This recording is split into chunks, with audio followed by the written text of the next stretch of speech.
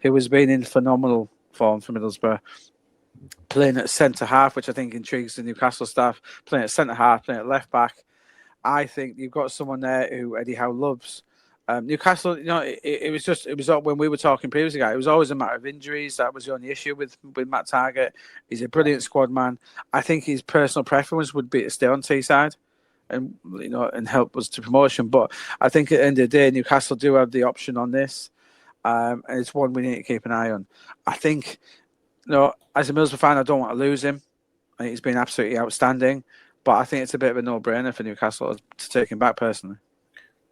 Wasn't there something today? Well, it came from the Mark Douglas piece. That's where I read it. That the Newcastle have negotiated that they could bring him back to Newcastle, but if they don't make it that signing, a defensive signing, what happens? The window. Yeah, what happens in loan deals is generally in England, the Premier in English football. If a team is paying the full wages, then there will not be an option for a recall.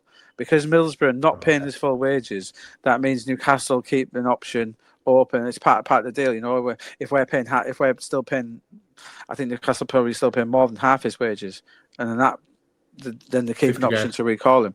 Yeah, it's the same as I'd say Jadon Sancho and Villa, where technically United would have the option to recall him. It's not going to happen.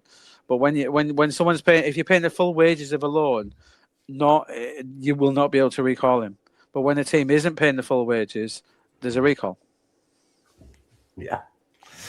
And it would make sense. It makes sense on both sides. It makes sense for us to call him back, so we've got that kind of solidity at left back.